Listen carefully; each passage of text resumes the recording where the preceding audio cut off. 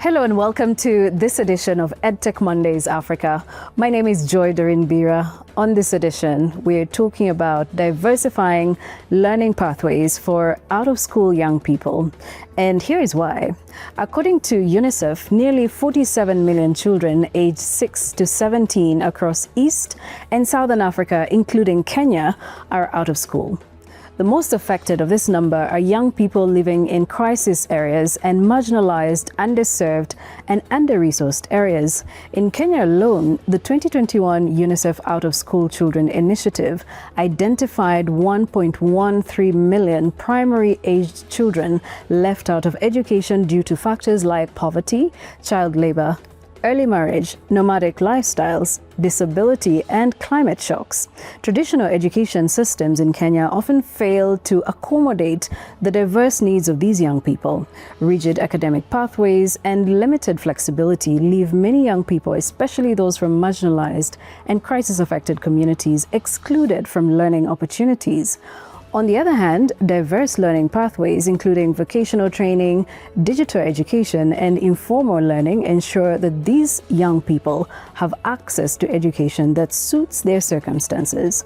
As the digital landscape continues to grow, integrating online learning and tech-based education can open doors for out-of-school youth to learn regardless of their geographical or socio-economic challenges. This edition of EdTech Mondays Africa reviews Recommendation 8 of the 2024 Mastercard Foundation EdTech Conference to diversify learning pathways for out-of-school young people. And we're asking, what are some of the alternative pathways available to out-of-school youth in Kenya and across Africa? Our panelists are Hannah Tsadik, Country Director, Kenya at the Mastercard Foundation. We also have Ashley Nanjala, a 19-year-old who returned to school after dropping out at the age of 16. We'd like to learn her story. She's now a student at Embakasi Girls High School here in Kenya. And Michael Wachira, who is the co-founder and CEO Msingi, and he's also an EdTech Fellow of the 2023 cohort at the iHub, that is one of the implementing partners of the Mastercard Foundation EdTech Fellowship. Msingi is an EdTech company delivering curriculum-aligned and approved content, integrating with various platforms and offering flexible learning in and out of the classroom. A good way for us to start this conversation really is by hearing from Ashley. Walk us through your journey. What even led to you dropping out of school? I got pregnant before joining Form 2. I was in Form 1 third term, but I still went to school up to the 6th month of my pregnancy. That is where I dropped out of school because of the frequent sickness and all of that. So I dropped out and went home till I gave birth. So during that time, I still studied at home, but there were challenges that I faced while studying at home. But my mother was there for me. My mother supported me. My tuseme patrons in school, my principal, they all supported me. When you talk about challenges that you experienced, do you want to tell us about those challenges? Sometimes I was sick, and when I went to the hospital, the funds for the hospital were not there. And I wanted to go back to school at that time, but my mother did not have enough fees for me to go back. Also, the reading materials and studying materials, I did not have them. Which would have really played a huge role in making sure that you keep learning even while you're out of the classroom. Mike, if I might come to you, based off of the challenge that Ashley has just spoken to, and given her unique circumstances that she dropped out in Form 2, then she had to lose like a whole period of learning before she then went back in. Your solution, Msingi, really speaks to learners both in and out of the classroom. But have you been able to extend this to, say, learners who are catching up with lost learning like Ashley would have loved to? So first of all, I'll just listening to her. It reminds me of a story that we had at the outset of Msingi Park, I think it was in 2009, we went to a place called West Pokot. It's about 500 kilometers north of Nairobi. And there's a lady called Gladys Lokila Mark, really inspiring story, similar to hers a little bit. And what happened is that we had well-wishers who had tablets and a solution, but they didn't have content. Actually, it was my first time in West Pokot. So we went to West Pokot. We had these people, they didn't even have enough classrooms. I think they only have 2 teachers. And funny enough, they had, I think the population was about 60% in. When the solution came, it went to about 75%. And one of the girls who came was Gladys. So we just had the story that she was out and she was going to be married off actually. She was in grade 7 at that time. We were having the 844 curriculum. So we rolled out assessments-based simulations and so on. And funny enough, she came back amongst a few other boys, and they managed to finish KCPE. So the way Msingi Park is designed, I think the biggest strength is flexibility. Being able to have learners, wherever they are, they can be able to study anytime and whichever device that they have. And if you look at some of the solutions, we have, like, let's say the self-paced solution where learners are able to revise topics backwards and forward as many times as they can, meaning to be able to grasp the concept that you need, you don't need a teacher with you. Either a tutor. Right now the teacher-student population is a ratio I think is quite low, especially in the rural or remote areas. So you're able to study on your own. It has diagnostic assessments, where you can be able to do some exams and quizzes. On top of that, you could be able to see where the gaps are. And lastly, you can be able to access it offline. So if you do not have always on internet, then you're really in a good space. If you have, let's say, the charging cart and so on, we collaborate with people that can be able to deliver those kind of solutions. It's quite intriguing, and we've been able to do that already. That's amazing. And so for those who, say, might not have the resources that you just mentioned, things like the devices, are there areas in which, say, you partner with different people or different companies to make sure that there's some sort of community access to your solution? Yeah, so actually we look at it as like a 3-legged stool. One part, if one part is not there, then the solution is not going to work. So we deliver content and solutions around it, the platforms and so on. But you have great partners who do devices, who do solar power devices, low resource devices, some of them availing for free, where they move around with a motorbike from schools to school. Then they charge either a small fee, or if they have someone to support them, then they offer the solution for free. We have other collaborators, other donors, and so on, and you have the government as well. So areas where you do not have the devices we need, then you have partners who can be able to support. But just to mention, earlier on, digital solutions used to be very they needed high resources, right? So for you to be able to access learning, you need to have a laptop or a PC. The number of people, even in the urban center, who can be able to afford that are very few. So now digital solutions have been able to be scaled down, so you can be able to have a smartphone or a low-resource tablet as a learning tool, which is a little bit cheaper. And also you have people who also offer them as loans. It's really interesting that you're able to reach both those who are in and out of the classroom. And given the example you shared of West Pokot, knowing that solution is able to reach learners in such under-resourced areas is quite impressive. Hannah, the Mastercard Foundation champions inclusive education and skilling of young people, enabling access to education and financial inclusion, but really broadly looking at a world where everyone has an opportunity to learn and prosper. Why is diversifying learning pathways, particularly out-of-school young people, a focus for the foundation? For us, it's all about making sure that all young people have an opportunity. And sometimes our education systems become a bit of one size fits all. So at the foundation, the reason why we think this is so important in terms of having diversified pathways is around inclusion. It's about equity. Because we realize that not every young person has the same pathway to opportunity. So for us, the big question is how can we meet young people where they are and then walk them on the journey to get them to where they want to be. And that for us is just central to all that we do. And that's really the lens that we take. I think the other piece for us that we think about a lot is, how can learning really become the pathway towards dignified and fulfilling work. And what we hear from young people, especially out of school young people, is yes, they would like to go back and they would like to get that certificate, but also get a skill so they can get into the world of work and become productive and prosper and to thrive. And in our conversations, and we're doing a lot of these focus group discussions right now, actually, at the Mastercard Foundation, because we are so keen to learn from young people who are out of school in terms of what would work for them. And what we hearing, in addition to saying, yes, we want to get to that certificate, is how can you make those pathways flexible, to your point, Mike? How can you make those pathways affordable so that we are not locked out because we can't pay the fees or we can't access the materials? And how can we make sure that that learning is blended? So yes, there is a reason sometimes to go into a classroom, into a community space, also because you meet other young people, but also wanting the opportunity to be able to do some of that learning at home. And especially if you're a young mother, for example, there might be opportunities for you to actually catch up while you're home and taking care of the home as well. So we want to make sure that we have as many pathways as possible for young people to get to where they want to get to. Thanks for that. Ashley, if I come back to you, based off of what Mike has talked about, and also what Hannah has mentioned about meeting young people where they are, I just want to find out from you, how would you have loved to be supported during the period when you were out of school? I would have liked to be supported with the reading materials and a safe space where I could study, because at home, when you have many siblings, there are a lot of chaos. It is not suitable for learning.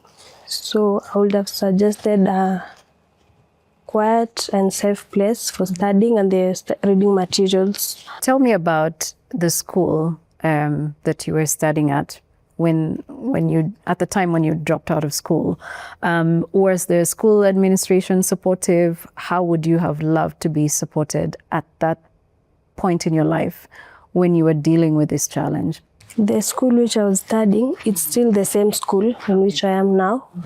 The administration was supportive, the teachers, my fellow students. The teachers supported me emotionally, educationally, they helped me.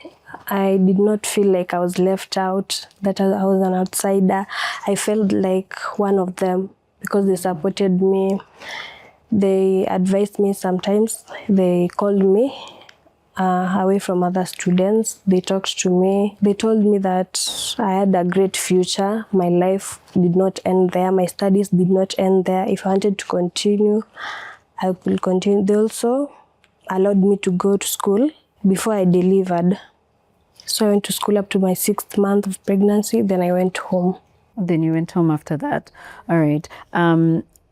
Mike, when Ashley talks about reading materials, you start to think about the kind of environment that someone is in, especially at that point. One, they're young, they're out of school, and then they now don't have any access to the reading material that they would love to have. Because I think in that period, Ashley was feeling left out, that she's missing out on so much that's going on in the classroom that she's unable to access at that point in time. But what do you think are the biggest barriers to these out-of-school young people not being able to access digital tools and also just the digital learning opportunities generally? From our collaborating partners' experience, we check the barriers and we actually see they're quite aligned. And funny enough, I'm listening to her right now and I'm thinking that is one of the barriers that actually I've not spoken to Hannah before about safe environment. And the safety here, we're talking about safety and conducive environment from her perspective, but also from the perspective of conflict areas where you cannot even go to a community center that you've already been able to deploy the solution to. Safety of the devices, safety of the solution. So that becomes quite an issue that normally we don't think about. And it already has an impact in actually the outcome of learning of the solution that you're deploying. Other ones that are already like ring a bell is what I mentioned, access to devices and connectivity. Devices, in Nairobi, we think that's not a problem. As you go a little bit further, you realize people have, we call them tubambes. and those ones cannot be able to have any learning taking place in that regard. So you need at least a smartphone, and a lot of out of youth students who are doing hustling and everything, they are thinking about, do I buy a smartphone or do I eat? And with that kind of priority, then you see it's already a barrier. Things like digital literacy as an example. You may take it for granted just because someone is playing around with the phone, but then when you tell them to use the device for learning, then you realize is not really coming through. So if you deploy certain things, you see people are playing around with the devices, but no learning is taking place. I think the last one for me, which is really big, and again, not normally considered, is relevant digital content for the targets that you're looking at. So I've seen places where you deployed tablet solutions, great, having a tape, you open it and the community of villagers have an influx, but then they start dropping off after the second week, because when you go to the tablet and they are playing around with it, but then these people who are coming there, they have a specific need, either to increase their literacy or numeracy, or they have a certain skill that they need, but then it's not available around the devices. So you may have the connectivity, the devices have been available or been donated by somebody, but then I still don't have, I don't get what is the outcome that I need. So I feel like those four are the main ones that I see cutting across, I think, the industry. And if you're going to speak for, say, industry players like yourselves who design, innovate solutions for young people like Ashley, dealing with different circumstances, you know, for some it's climatic shocks, others it's displacement because of civil wars and unrest in maybe their countries or areas of origin, and so they have to flee into a whole new environment. Does innovation factor in some of these challenges when you're designing solutions that speak to these young people? I think that's the whole idea of the innovation, breaking the geography and the barriers, and breaking not even barriers geographically in terms of the country, but also counties and urban and rural as well. And I feel digital technology can be a game changer if designed inclusively. Again, we may mistake just digital technology being just a couple of laptops or tablets and you put everything together. No, it has to be designed a certain way and pulling in a lot of collaborators, including government from a policy standpoint and people who are checking curriculum and so on. And I feel if designed perfectly, it can be able to. Things that I've seen that help from a technical perspective, it things like personalized learning. If you put things like AI, adaptive technology, then it's able to bring learning to where somebody is, not where the syllabus assumes they need to be. So you see someone who you think they should be in grade 8 or in senior school, and you have the syllabus put to these people, they are not there yet. So you need to have a solution that can be able to tailor-make and have a couple of people walking through, and it meets them where it is that they are. So I feel like it's really a game changer.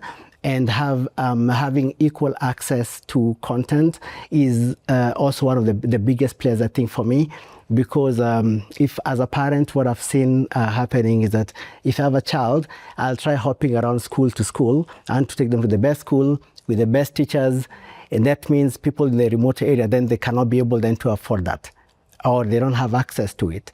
So having technology where you have content developed, meticulously curated by the government as an example, or players in the education segment, and have it rolled out, then it means whether in Nairobi or in a remote area, then you're accessing the same equal opportunity of learning like everybody else. So I think it can be a game changer. And speaking of game changing, Hannah, there are certain supportive or collaborative models that have worked, are working, could work. But based off of the work that you're doing at the Mastercard Foundation, what collaborative models or partnerships have worked and that can be used as maybe benchmark models to sort of speak to the wider audience in terms of reaching them or meeting them where they are when diversifying learning pathways is concerned? Collaboration and partnerships are the way to go. What we're trying to tackle is massive. You mentioned the 47 million who are out of school right now, primary ed aged.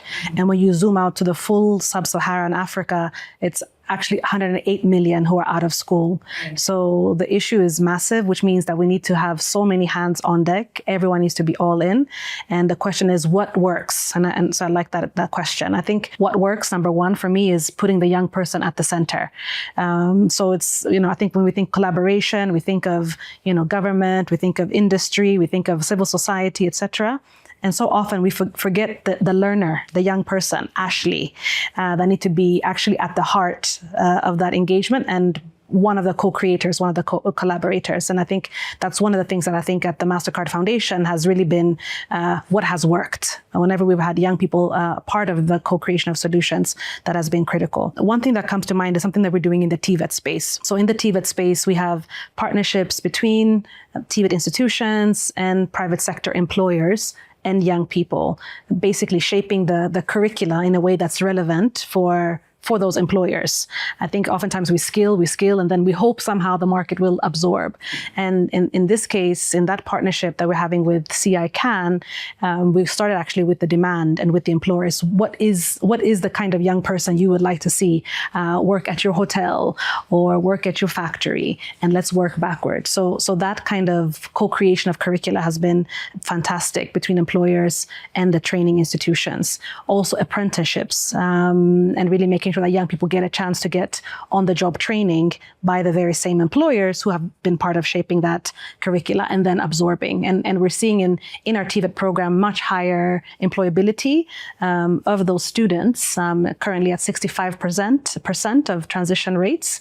We would like for that to be near 100% of young people being absorbed, but 65% also we think is a way to go. And in the EdTech space, we're very happy and pleased for the work that the Center for Innovative Teaching and Learning is doing, and that you've been part of also, Mike, because that has really been, I think, a great example of collaboration between entrepreneurs, innovation hubs, researchers, young people, and we're seeing a lot of innovations coming out from just meeting of minds and experiences.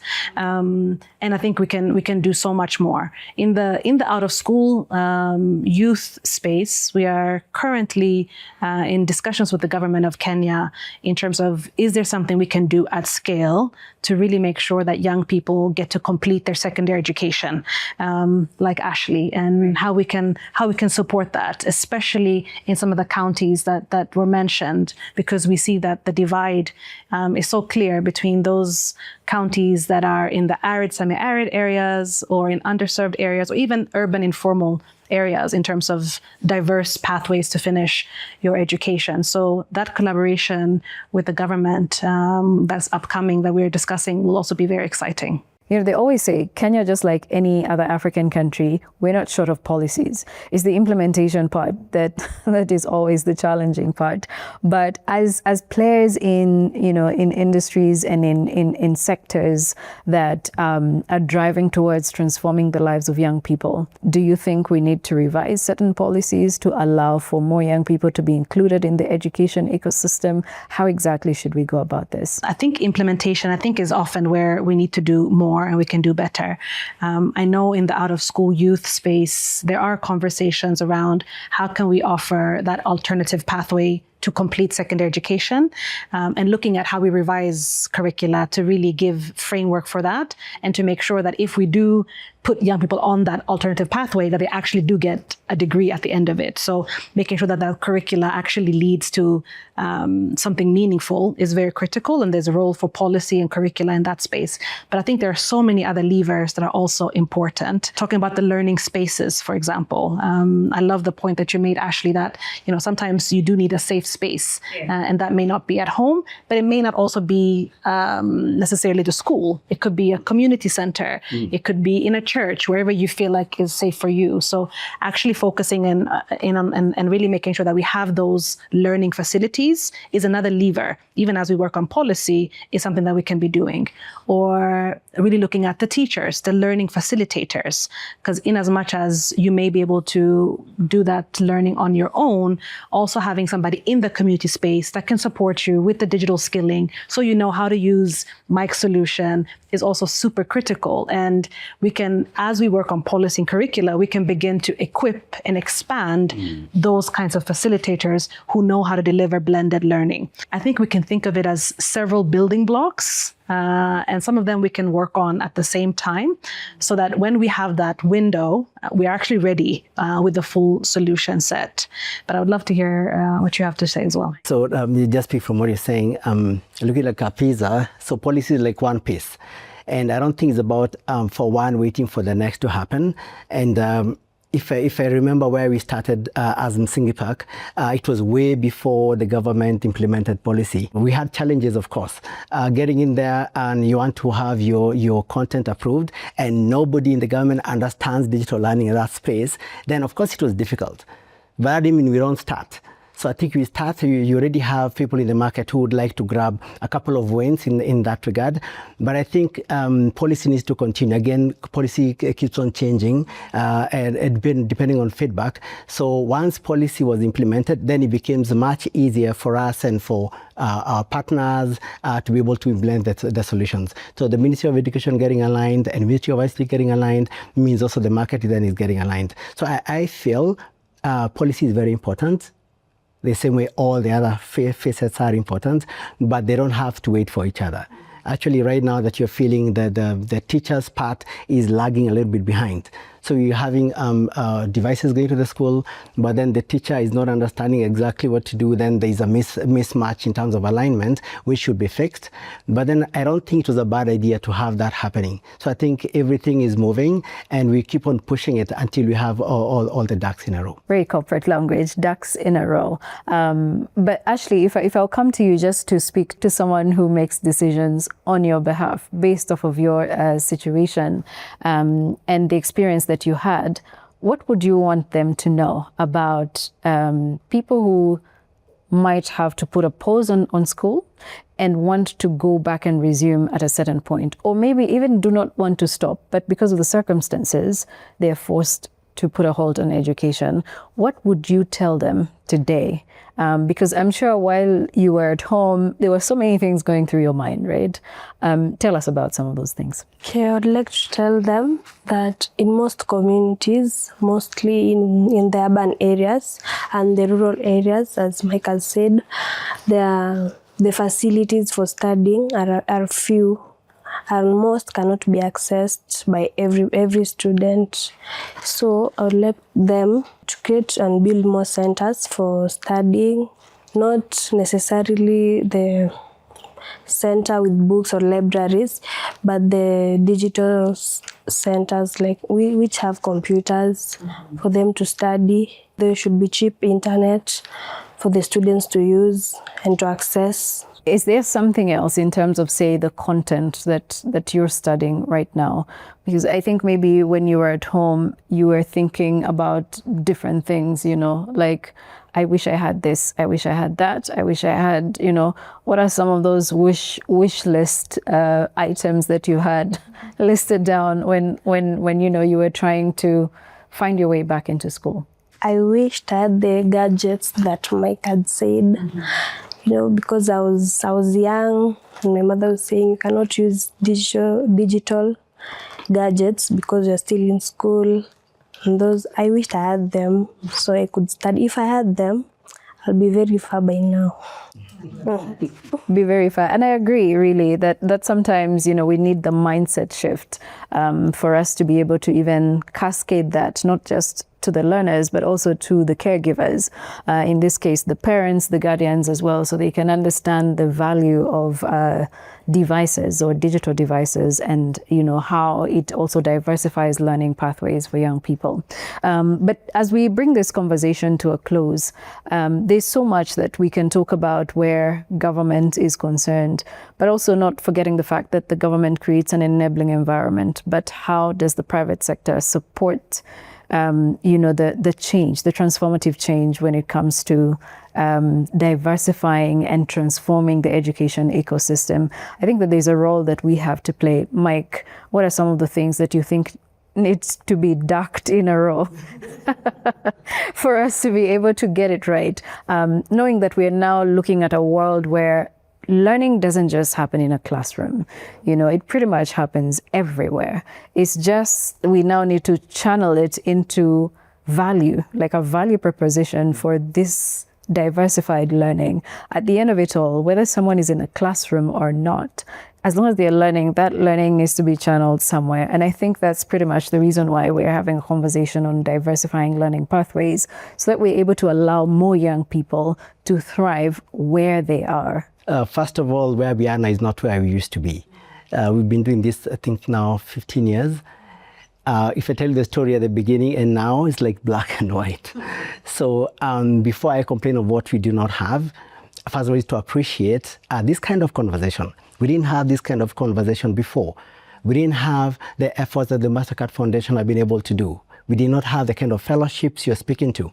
The kind of players we had in Kenya were like 2 or 3 who fall out after a month or 2 because the journey is too difficult. And we had no one, even from the larger private segment of private market, trying to pull us together. So you have some few broke entrepreneurs with great ideas, but then you don't have any runway to implement anything. So I feel already through partners and collaborators like yourselves, we're already where we need to be. However, we need to harness a little bit more. I feel from an entrepreneur perspective, again, sometimes you also miss the bullet. We see like a foundation like this one, and everybody is looking for money to implement something, but you're not really thinking about how sustainable it's going to be. And just on this, I'd like to mention the EdTech Fellowship Program. I think is one of the best that I've been to, where it is not about the money, but it's about trying to fix you as an entrepreneur and the company to be able to flourish. So I feel that has happened very well, and we have a couple of players coming in, and the government is just having an overact to be able then to be supportive here. How do we make sure that the solutions that are being developed targeting young people in and out of the classroom are adopted by the curricula and the decision makers, in this case, the government? So those are two things. The way the curriculum then would work is, first of all, either go to the government and get already curriculum that is already existing, then you digitize it to be able to have it consumed by many people, which means the direction of the curriculum is from government to you people. On the other hand, because you don't have to have the academic kind of curriculum, you have a lot of skill set and so on happening already on the ground. Now, the challenge you've had in the past is if you pick these pieces and push them up to the government in the past, then there's a lot of block. Then it means no, they're actually curating academics only, and that has been a challenge. So what I've seen happening in the last, I think, couple of months or a year or thereabout is discussions with policymakers within government, having to explain to them why it's important to have at a higher level all this curriculum accepted. I've already seen that in TSC happening. I've already seen that with the Ministry of Education happening, and they're already starting to adopt a lot of this, including things like robotics and things like coding as well, which is really a good place to go. And once you do that, you can be able then to roll out in institutions or in community centers. Hannah, as a policy and thought leadership influencer in Kenya and across Africa, really, how would you recommend Kenya's and Africa's young people are not left behind, in a world that is fast moving, where digital learning refers, but also where we are now seeing young people diversifying their mindsets. They don't want to be in classrooms all the time, but they believe that if they learned outside there, they can still be able to forge pathways for their futures and be able to find themselves some sort of dignified work.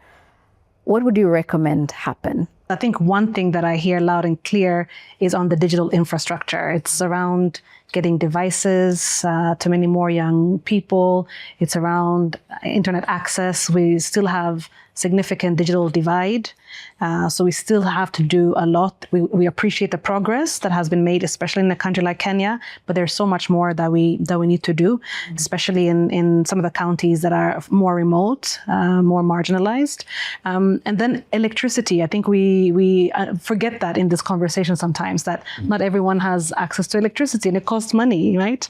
So in terms of that affordable electricity, and Kenya again is remarkable in the fact that we have renewable energy. So how can the green economy also be plugged into this conversation around digital education when it comes to electricity and inclusive digital skilling. Because for you to be able to learn outside of the classroom, you need to have the device, but you need to also have the skill to know how to navigate and to make the most out of whatever is out there. That digital skilling piece is so critical, and for that to be inclusive, so that we're also not building skilling programs that are, again, one size fits all, but we think about, what is Amina needing in Garissa? What is Gladys in West Pokot needing? What is the kind of skilling methodology that will really reach her? So I think that piece of really doing digital skilling at scale, but with inclusion in mind, I think is a critical enabler. And I think the other piece is just, keep on centering young people in co-creating solutions. Be it from private sector point of view, from government point of view, from philanthropy point of view, I think we'll get so much further if we start with the question about, for whom are we doing this? What do they care about? What do they need? What do they have to offer also? I think we'll get to much greater scale when we tap into the agency of young people themselves. We were in Lodwar partly to listen and to learn more from out-of-school youth. We visited an adult learning center where there were a number of young people who have gone back to school. Some of them were younger, some of them were over 30 even, and still wanting to finish their secondary education. And their energy, their motivation to finish was so incredible. And the infrastructure was very, very basic. Some of them had phones, and they were taking pictures of some of the things that were on the walls so they could go home and look at their phones. And we asked them, and this was, we were in a fairly, rural setting. And there was a question: if you had an opportunity to learn on your phone, would you do it? And all of them said, yes, of course. But no one has asked us this. We never had this conversation. So I think it just drives home the point of not making assumptions of what young people need, but actually asking them and starting from there. Just to pick on what she said, again, without rattling around the curriculum and so on, but if I compare then nothing against the 844. The 844 curriculum, the exam driven, and the CBE currently, if you look at the number of pathways getting provided today, they never existed before, at least not in Kenya. So some of the things that you're speaking to could be addressed partly with better implementation around those areas, including sports and arts, creativity, and so on, as part of the curricula. And I think a lot of youth already today who are outside are already within those segments. But then there was no proper, system within the country that could be able to absorb them. So maybe in the coming years, we'll be able to see a small change, at least with the ones who are young. When they're getting churned out, we don't have everyone becoming a lawyer or a teacher and so on. If you're good at something else, then there's already a pathway that can be able to help you. Just ensuring that you're able to get the right learning material or the right environment, you could then be able to succeed in the future. Actually, that speaks to one of the other EdTech fellows, I think, that went through the 2024 cohort. So his focus was pretty much on out-of-school young people. But those maybe who want to pursue electricals or want to pursue plumbing. And then what their application does is that once they're done with the course, then they're still able to find jobs through the same application, which was kind of interesting because, when we got to see the participants, or in this case, those who have been impacted by the solution, we realized that, these are people who, say, dropped out of school in their Form 3, and maybe there's some who, after Form 4, did not get the opportunity to advance their education further. And so they got into learning these technical skills, and then they were able to then find jobs through the same application. And now, they're able to get an opportunity to work, but at the same time continue learning and advancing their education. So I think that there are different ways in which young people can be included. The missing factor here could be the correlation between these so many innovations that exist and how they're being embedded and incorporated into the learning curriculum. And I think that's where the opportunity is, because Ashley, you look like there's something you want to say. I forgot to mention that one of my supporters when I was going back to school was Fawe Kenya, and my Tuseme patrons from Fawe. So how did they get in touch with you? How did you get in touch with them? They got in touch with me through my Tuseme patrons in school, my guidance and counseling teachers. They went through to my mom. Then I went back to school. By that time, my son was 3 months old. So I went back to school. They provided the finances for me going back at that time. My fellow students, especially from the class I am now, they're not the students I joined with in Form 1. The ones I joined with, they have already finished. So I have others. They are very supportive, I can say, because when I went back to school, they learned that I have a baby at home. They did not tell me, but they arranged something for my baby. When he closed school, they came, all of them, to our house to visit my son. And during his first and second birthday, they bought him gifts. So you're now mentoring them. That's good. That's really good. FAWE, or the Forum for African Women Educationalists, is an organization, a Pan-African organization that supports the girl child's education. They do this across over 22 African countries today, and they've been able to educate thousands of young girls across the continent, helping them to go through secondary education and advance all the way to university. So just in case you were wondering what FAWE is, that's pretty much the background of the organization. And they continue to change lives, just like Ashley. And they are a partner of the Mastercard Foundation as well, which pretty much brings it 360 or full circle in this case. Is there anyone who would like to add any pointers? Hannah, Mike, Ashley, if at all. We are talking about the support around her, but the amount of courage that she required to go back to school needs to be said. And a lot of people then don't go back to school because of fear and so on. That's very courageous. Education, African education is in our hands. I feel like that. We are very passionate about education, and we feel like every child has a right to learn. Not someday, today. And if I look at us and other collaborators, we are continuously proving that where a child or a learner lives or studies doesn't have to define how far they can go. So I think it's in our hands, and I think we should make it count. Just listening to Ashley, just thinking through that learning is so critical, right? And that it comes in different forms. There's what you learn in the classroom, it's what you do outside the classroom, the support that you get from your peers, so that we really think about education and learning in the broadest sense that we can, and really think of it holistically. Because I think that at the end of all of this is to give young people an opportunity to thrive and to prosper, and to get an opportunity to get into work that is meaningful, so that you can support yourself. So I think just having that broad-based understanding, and I love the point around mindset and mindset shift in terms of how we think about how learning happens, where it happens, and really opening up the conversation like this, I think, is so critical. So thank you so much for having us. Thank you all for joining us on this edition of EdTech Mondays Africa, where we've been talking about diversifying learning pathways for out-of-school young people. You can follow this conversation on the Mastercard Foundation Young Africa Works Facebook page and on the CNBC Africa platforms, that is DSTV 410, and on the LinkedIn page, CNBC Africa. My name is Joy Doreen Bira. Until the next one, see you then.